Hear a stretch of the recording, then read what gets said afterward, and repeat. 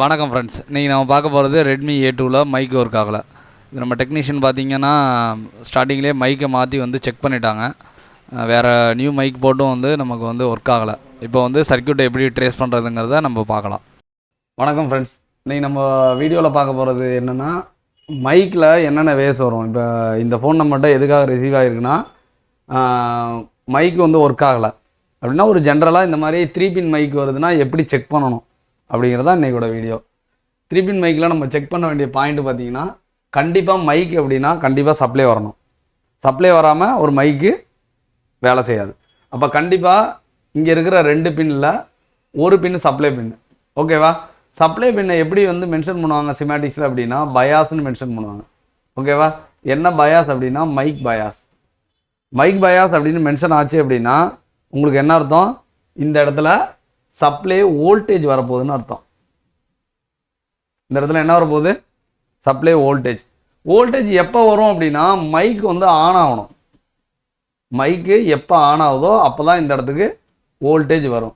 Mic எப்போ on ஆகும் அப்படின்னா உங்களோட ரெக்கார்டர் ஆன் ஆகிறப்ப, கேமரா ஆன் ஆகிறப்ப, இல்லைனா சிம் கார்டு போட்டு கால் பண்ணுறப்ப, இந்த 3 பண்ணுறப்ப மைக் ஆன் ஆகும். அப்போ தான் நீங்கள் இந்த இடத்துல வோல்டேஜ் வருதான்னு செக் பண்ண முடியும். இப்போ நம்ம செக் பண்ண போகிறது என்ன அப்படின்னா, இந்த இடத்துல டயோடு வேல்யூ. இந்த இடத்துல நம்ம டயோடு வேல்யூ செக் பண்ண போகிறோம். டயோடு வேல்யூ நமக்கு வந்துருச்சு அப்படின்னா கனெக்ஷன் இந்த இடத்துல இருக்குன்னு அர்த்தம். ஓகேவா? ரெண்டாவது, இது வந்து வோல்டேஜ் லேயர். நெக்ஸ்ட் பார்க்கக்கூடியது, வோல்டேஜ் வந்துட்டால் மட்டும் மைக்கு வந்து ஒர்க் ஆகாது. வோல்டேஜ் கூட என்ன வரணும் அப்படின்னா டேட்டா வரணும். ஓகேவா? டேட்டாவை பொறுத்த வரைக்கும் 2 இருக்குது. பாசிட்டிவ் இருக்குது, டேட்டாவை பொறுத்த வரைக்கும் நெகட்டிவ் இருக்குது. எதுக்குமே பார்த்தீங்க அப்படின்னா டேட்டா பாசிட்டிவ், டேட்டா நெகட்டிவ் ரெண்டுமே உண்டு. இப்போ பாசிட்டிவ் கண்டிப்பாக வேணும், அது இந்த பின்னில் வரும். ஓகேவா? இந்த பின்னில் வர்றது உங்களோட டேட்டாவோட பாசிட்டிவ். ஓகேவா? டேட்டா நெகட்டிவ் இது வேணும். இப்போ டேட்டா நெகட்டிவ்ங்கிறது ஆல்மோஸ்ட் வந்து கிரவுண்டு தான். அப்போ என்ன பண்ணுறாங்கன்னா, common ground plus data minus இது ரெண்டையும் ஒரே பின்னாக ஆக்கிட்டாங்க. அப்போ இந்த பின்னில் என்ன வரணும் டயோடு வேல்யூ அப்படின்னா கம்ப்ளீட்டாக 0 வரணும். இந்த பின்னில் டயோடு வேல்யூ என்ன வரணும்னா எபவ் 600 வரணும். இதுலேயும் பார்த்தீங்க அப்படின்னா எபவ் 600 கிட்ட வரும். இதிலெல்லாம் டயோடு வேல்யூ வந்துச்சுன்னா தான் உங்களுக்கு மதர் போர்ட்லேருந்து கனெக்ஷனாக இந்த மைக்கிட்ட வருதுன்னு அர்த்தம். இப்போ இதில் வந்து உங்களுக்கு ஓஎல் வந்தாலோ, இது ஓஎல் வந்தாலோ, உங்களுக்கு இது ஓஎல் வந்தாலோ, உங்களுக்கு வந்து மைக்கு வச்சாலும் மைக்கை மாற்றினாலும் இந்த இடத்துல மைக்கு ஒர்க் ஆகாது. அதே மாதிரி தான் மைக்லையும். இப்போ பார்த்தீங்கன்னா நம்ம வந்து டயோடு வேல்யூவை செக் பண்ண போகிறோம். டயோடு வேல்யூ வந்து பயாஸில் டேட்டா. இது பார்த்திங்கன்னா டேட்டா நெகட்டிவ் வந்து நமக்கு வந்து காமன் கிரவுண்டோட மெர்ச் பண்ணியிருப்பாங்க. அதனால் இது வந்து 3 பின் தான் உள்ள மைக்கு. இதில் வந்து டேட்டா பாசிட்டிவ் பார்த்திங்கன்னா 608 வருது. பயாஸ் வந்து 715 வருது. இது வந்து கிரவுண்டு பார்த்திங்கன்னா நமக்கு ஓஎல் வருது. இந்த மாதிரி மைக்கில் வந்து கிரவுண்டு கண்டிப்பாக வந்து 00 வரணும். ஏன்னா இது வந்து கிரவுண்டு மட்டும் கிடையாது, இது வந்து உங்களுக்கு டேட்டாவோட நெகட்டிவும் இந்த பின்னு தான். கண்டிப்பாக அப்போ கிரவுண்டுங்கிறது நமக்கு வரலை அப்படின்னா நமக்கு ஒர்க் ஆகாது. நீங்கள் மைக்கையும் நீங்கள் வந்து ஒரு தடவை வந்து செக் பண்ணிக்கங்க. மைக்லேயும் பார்த்தீங்க அப்படின்னா கிரவுண்டில் வந்து ரெட் ப்ரோப்பை வச்சுட்டு நீங்கள் பிளாக் ப்ரோப் வைக்கிறப்ப ஒன்றில் 545 வருது, ஒன்றில் வந்து பார்த்தீங்கன்னா 615 வருது.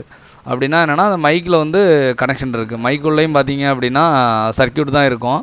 அதனால் நமக்கு வந்து பார்த்திங்கன்னா ரெண்டுலேயும் வந்து கண்டிப்பாக வேல்யூ வரும். இப்போ இங்கே பார்த்தீங்கன்னா டேரெக்டாக வந்து கிரவுண்டு வந்து கட் ஆகிருக்கு. அதனால தான் நமக்கு வந்து மைக் வந்து வேலை செய்யலை. நெக்ஸ்ட்டு வந்து வோல்டேஜ் வந்து நமக்கு வந்து மைக்கை ஆன் பண்ணாமல் எந்த வித வோல்டேஜும் இந்த இடத்துக்கு வராது. இப்போ நான் செக் பண்ணி காமிக்கிறேன். இதெல்லாம் பார்த்தீங்கன்னா மைக்கு ஆன் ஆன பிறகு வர ரன் வோல்டேஜ். இப்போ டேட்டாலேயும் நமக்கு எந்த வித வோல்டேஜும் ஷோ ஆகலை, பயாஸ்லேயும் எந்த வித வோல்டேஜும் ஷோ ஆகலை. ஏன்னா இப்போ வந்து மைக்கு ஆன் ஆகலை. இப்போ நீங்கள் வந்து மைக்கு ஆன் பண்ணுறதுக்கு இதில் ரெக்கார்டர் இல்லை, ரெக்கார்டர் இருந்தால் நீங்கள் ரெக்கார்டர் ஆன் பண்ணிக்கலாம். நான் வந்துட்டு கேமராவில் வீடியோ ஆன் பண்ணிடுறேன். வீடியோ ஆன் பண்ணேன் அப்படின்னா கண்டிப்பாக எனக்கு வந்து மைக்கு வந்து எனேபிள் ஆகும். இப்போ வீடியோ வந்து நான் ஷூட் பண்ண ஆரம்பித்த பிறகு எனக்கு வந்து மைக்கில் வோல்டேஜ் வந்துருச்சு அப்படின்னா எனக்கு வந்து ஆடியோ கோடிகேஸ்லேருந்து அவுட்புட் இங்கே ஜென்ரேட் ஆகி வந்துருச்சுன்னு அர்த்தம். டேட்டாவை பொறுத்த வரைக்கும் ஆசிலோஸ்கோப்பில் தான் தெளிவாக செக் பண்ண முடியும். இருந்தாலும் நம்ம வோல்டேஜ் வருதுன்னா கண்டிப்பாக அங்கே வந்து ஆடியோ கோடிக்லேருந்து ஒர்க் நடந்து இங்கே வந்து டேட்டாவாக வேல்யூ வந்திருக்குன்னு தான் அர்த்தம். இப்போ நம்ம பார்த்தீங்கன்னா ரெண்டுத்துலேயும் வோல்டேஜ் வருது அப்படின்னா நமக்கு ஆடியோ கோடி கேஸ்லேருந்து வர வேண்டிய இன்புட் பார்த்திங்கன்னா வந்துருச்சு. நமக்கு வந்து கிரவுண்டு கட் ஆனதுனால தான் நமக்கு வந்து இந்த மைக்கு வேலை செய்யலை. இப்போ வந்து ஒரு ஜம்பர் வந்து மேக் பண்ணி இந்த கிரவுண்டு கனெக்ஷனை வந்து நம்ம வந்து கம்ப்ளீட் பண்ணுவோம். ஒரு சின்ன ஜம்பர் எடுத்துகிட்டு பக்கத்தில் ஷீல்டோட கவர் வந்து கிரவுண்டு தான், அதுலேருந்து ஒரு சின்ன ஜம்பரை வந்து நீங்கள் வந்து மேக் பண்ணிங்கன்னா உங்களுக்கு வந்து கிரவுண்ட் கனெக்ஷன் வந்து சென்டர் பாயிண்ட் கிடைக்கும். கிரவுண்ட் கனெக்ஷன் கிடைக்குதுன்னா டேட்டா நெகட்டிவும் கிடைக்கும். அதனால் மைக் வந்து நமக்கு வந்து பர்ஃபெக்டாக வேலை செய்யும். அதுமாரி நார்மலாக நம்ம யூஸ் பண்ணுற பெரிய ஜம்பரை வந்து யூஸ் பண்ணிட்டிங்கன்னா மைக்கு வந்து நமக்கு ப்ராப்பராக உட்காராது. அதனால் நல்லா ஃப்ளாட்டாக இருக்கிற மாதிரி நான் மேஜிக் பேடோட ஜம்பர் ஒயரை தான் எடுத்துக்கிறேன். ஜஸ்ட்டு அந்த ஷீல்டோட இதில் வந்து வச்சிங்கன்னா நமக்கு நல்லா ஹீட் ஆகிறது உங்களுக்கே தெரியும். நான் மைக்கை வந்து ப்ளோ பண்ணியெல்லாம் வைக்கலை. ஜஸ்ட்டு வந்து மைக்கை வந்து ப்ளேஸ் பண்ணிவிட்டு நான் வந்து ஹீட்டை வந்து அந்த ஷீல்டோட கவருக்கு கொடுத்தேன் அப்படின்னா எனக்கு மைக்கு வந்து ப்ளேஸ் ஆகிடும். இந்த மாதிரி ஷீல்டு கவர் வந்து இதில் இருக்கிறதுனால நான் அதை யூஸ் பண்ணிக்கிறேன். இல்லை அப்படின்னா நம்ம வந்து ஜஸ்ட்டு வந்து ஸ்க்ரைப் பண்ணிவிட்டு கூட யூஸ் பண்ணலாம். சில இதில் பார்த்திங்கன்னா ப்ளோயர் பண்ணி தான் வைக்கிற மாதிரி சுச்சுவேஷன் இருக்கும். இப்போ மைக்கு பார்த்திங்கன்னா நமக்கு பர்ஃபெக்டாக உட்காந்துருச்சு. இப்போ வந்து நமக்கு ரிசல்ட் எப்படி இருக்குதுன்னு பார்ப்போம். மைக் வந்து கண்டிப்பாக ஒர்க் ஆகும். இது ஒர்க் ஆகிறதுக்கு காரணம் வந்து கிரவுண்டு தான். அதையும் நம்ம வந்து ரெடி பண்ணிட்டோம். இப்போ வந்து செக் பண்ணி பார்க்கலாம். இப்போ நம்ம வந்து இப்போ மைக்கில் வந்து ஒரே ஒரு கிரவுண்டு தான் கட் ஆகிருந்துச்சு. இப்போ வந்து நம்ம வந்து கிரவுண்டை மட்டும்தான் வந்து ஜாயின் பண்ணியிருக்கோம். இப்போ ஆல்ரெடி வந்து பார்த்தவங்க வந்து எல்லாமே பக்காவாக தான் பார்த்துருக்காங்க. ஆனால் என்னென்னா மைக்குக்கு கிரவுண்டுங்கிறது ரொம்ப முக்கியம். கிரவுண்டை வந்து அவங்க வந்து செக் பண்ணவே இல்லை. அதனால தான் அவங்களால இந்த இஷ்யூ சால்வ் பண்ண முடியாமல் நம்மக்கிட்ட வந்துச்சு. இப்போ வந்து நம்ம கிரவுண்டை வந்து அடிச்சுட்டு நம்ம ஃபோனை வந்து ஆன் பண்ணி ஒரு தடவை செக் பண்ணுவோம். மைக்கை பொறுத்த வரைக்கும் நீங்கள் கிரவுண்டுங்கிறது ரொம்ப முக்கியமானது. நீங்கள் கிரவுண்டு இல்லை அப்படின்னா கண்டிப்பாக மைக்கு வந்து ஒர்க் ஆகாது. இது மைக்குக்கு மட்டும் இல்லை, எந்த ஒரு ஐசிக்குமே வந்து எப்படி ப்ளஸ்ஸு முக்கியமோ அதேமாதிரி கிரவுண்டுங்க முக்கியம். இப்போ நம்ம இந்த மைக்கை வந்து எப்படி செக் பண்ண போகிறோன்னா, கேமராவில் வீடியோ வந்து ஷூட் பண்ணுங்கள். வீடியோ நீங்கள் ஆன் பண்ணும் போதே உங்களுக்கு வந்து கண்டிப்பாக மைக்கும் வந்து ரன் ஆகும். ஒரு 5 செகண்ட் ரன் பண்ணிவிட்டு நீங்கள் கட் பண்ணிவிட்டு நீங்கள் செக் பண்ணுறப்ப உங்களுக்கு மைக் ரன் ஆகுது அப்படின்னா, அதாவது ஸ்பீக்கரில் வந்து ஆடியோ கேட்குதுன்னா மைக் வந்து பக்காவாக ஒர்க் ஆகுதுன்னு அர்த்தம். இப்போ வந்து நான் வீடியோ ஷூட் பண்ணிட்டேன்.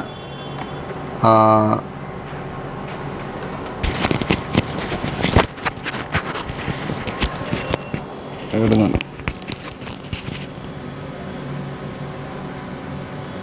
மைக்கும் வந்து ரன் ஆகும். ஒரு 5 செகண்ட் ரன் பண்ணிவிட்டு நீங்கள் கட் பண்ணிவிட்டு நீங்கள் செக் பண்ணுறப்ப உங்களுக்கு மைக் ரன் ஆகுது அப்படின்னா, அதாவது ஸ்பீக்கரில் வந்து ஆடியோ கேட்குதுன்னா மைக் வந்து பக்காவாக ஒர்க் ஆகுதுன்னு அர்த்தம். மைக்கும் வந்து ரன் ஆகும். இப்போ பார்த்தீங்கன்னா உங்களுக்கு தெரியும் மைக் வந்து பக்காவாக ரெடி ஆகிடுச்சு. இது வந்து ஒரு சின்ன ஃபால்ட்டு தான். ஆனால் நமக்கு வந்து ப்ராப்பராக சர்க்யூட் தெரிஞ்சிச்சு அப்படின்னா உங்களால் வந்து இதை வந்து ஈஸியாக ரெடி பண்ண முடியும். சர்க்யூட் தெரியலை, நீங்கள் வந்து ஒரு சிமேட்டிக்ஸை வந்து உங்களால் ரீட் பண்ண முடியலை அப்படின்னா இதை ரெடி பண்ணக்கூடிய நேரமும் அதிகம். அதேமாதிரி இந்த செட்டு வந்து ரெடியாகவும் போகிறதுக்கும் வாய்ப்பு இருக்குது. அதனால் நீங்கள் வந்து சிப் லெவல் அட்டன் பண்ணிங்கன்னா ஒழுங்காக வந்து சிமேட்டிக்ஸ்லாம் வந்து நல்லா ரீட் பண்ண கற்றுக்கிட்டு நீங்கள் வந்து பண்ணும்போது உங்களுக்கு நல்ல ரிசல்ட் கிடைக்கும். வந்து சிமேட்டிக்ஸை ரீட் பண்ணி எப்படி சிப் லெவல் பண்ணுறதுங்கிறத நல்ல முறையில் வந்து பயிற்சி கொடுத்துட்ருக்கோம். இப்போ நம்ம இன்ஸ்டியூட் எங்கே இருக்குதுன்னு பார்த்தீங்கன்னா சென்னையில் தாம்பரத்தில் இருக்குது. நீங்கள் வந்தீங்கன்னா உங்களுக்கு வித்தின் 1 மந்த்துக்குள்ளே உங்களுக்கு சிப் லெவலில் வந்து நல்லபடியாக வந்து ட்ரைன் பண்ணி இந்த மாதிரி சிப் லெவல் ஃபால்ட்டாக ரெடி பண்ணுறதுக்கு உங்களுக்கு வந்து டீச் பண்ணுவோம். Thanks friends.